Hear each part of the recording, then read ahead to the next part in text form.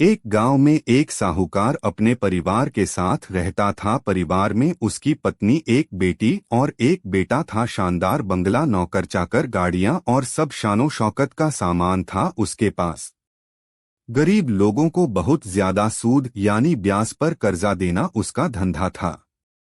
अक्सर लोग तंगी के दिनों में या किसी त्योहार या ब्याह शादी के मौके पर उस साहूकार से कर्जा ले लेते थे। जब फसल अच्छी होती तो थोड़ा थोड़ा करके उतारने लगते, लेकिन जिस वर्ष सूखा पड़ता तो कर्ज तो छोड़ो, गांव वाले सूद तक नहीं दे पाते थे।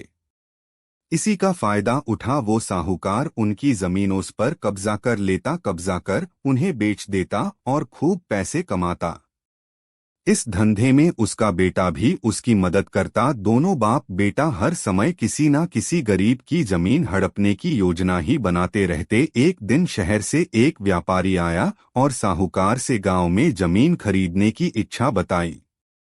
साहूकार की खुशी का ठिकाना ना रहा। घर बिठाए जमीनों का ग्राहक मिल गया। साहूकार ने उस व्यापारी को बहुत सी जमीनें दिखाई जो उसने कर्जे के बदले गांव वालों से हथिया ली थी, लेकिन उस व्यापारी को कोई भी जमीन पसंद न आई।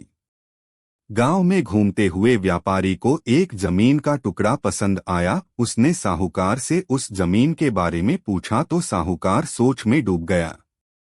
असल में वह जमीन तो एक बिन माँ बाप की लड़की की थी जो वहां पर रहती थी। उस लड़की के माँ बाप ने साहूकार से 20,000 रुपए कर्ज लिया था, मगर उसे चुकाने से पहले ही उनकी मृत्यु हो गई। बेसहारा लड़की की हालत देख गांव की पंचायत ने साहूकार से उस जमीन पर कब्जा न करने को कहा। भला पंचायत की बात कैसे टाल सकता था साहूकार, मगर दिल में हमेशा ही उस जमीन पर कब्जा करने की बात सोचता रहता था। आज व्यापारी की इच्छा सुन उसका लालच बाहर आ गया था और उसने जमीन पर कब्जे का मन बना लिया। कर्जे के सारे कागज ले वह उस लड़की के घर पहुंचा और कर्जा वापस करने की बात कही। जब लड़की ने अपनी दुर्दशा बताते हुए और समय मांगा तो साहूकार ने कब्जा करने की धमकी दी।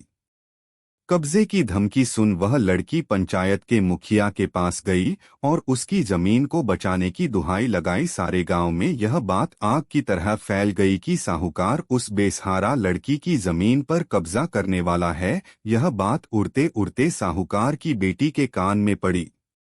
अपने पिता के लालच की बात सुन उसके मन में बहुत दुख हुआ। उसने अपने पिता से इस बारे में बात करने की कोशिश की, लेकिन साहूकार को तो सिर्फ बहुत बड़ा मुनाफा ही दिख रहा था। उसे बेसहारा लड़की की दुर्दशा या अपनी बेटी की निवेदन का कोई असर न हुआ और उसने उस जमीन पर कब्जे का ऐलान कर दिया।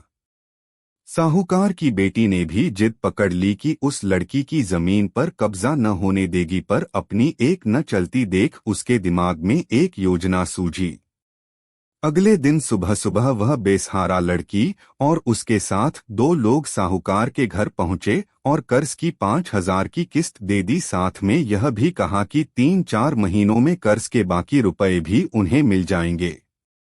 रुपया देने के बाद रसीद ले सब चले गए। चूंकि अब किस्त मिल गई थी इसलिए पंचायत ने भी कब्जा नहीं करने दिया। साहूकार बहुत परेशान था कि आखिर उस लड़की के पास इतना सारा रुपया कहाँ से आया। कल तक तो वह दाने दाने को तरसती थी और आज 5,000 रुपया दे गई। कुछ भी ना समझ आने पर उसने गांव वालों से भी पूछताछ की, लेकिन कोई भी रुपयों के बारे में नहीं जानता था।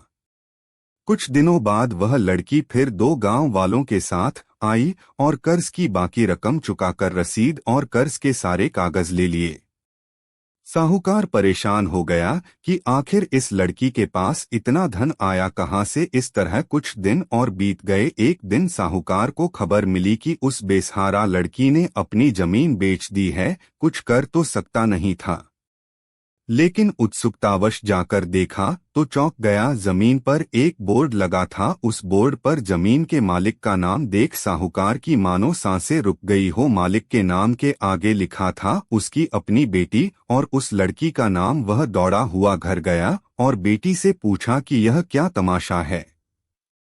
तब उसकी बेटी ने उसे बताया कि उस गरीब लड़की की मदद के लिए उसने अपने सारे गहने बेच डाले ताकि उसकी जमीन आपके कब्जे से बच सके, लेकिन जमीन आपसे छुड़ाते ही उस बेसहारा लड़की ने उदारता दिखाते हुए आधी जमीन मेरे नाम कर दी। बेटी ने उसे समझाया कि आप तो उस लड़की का आखिरी सहारा भी छीन रहे थे, मगर उस लड़की का बड़कपन तो देखो, उसने जमीन छुड़ाते ही मेरे गहनों के बदले अपनी आधी जमीन मुझे दे दी। यह सब सुन साहूकार को शर्मिंदगी महसूस हुई और उसने भविष्य में कभी किसी की जमीन न हड़पने का वचन दिया।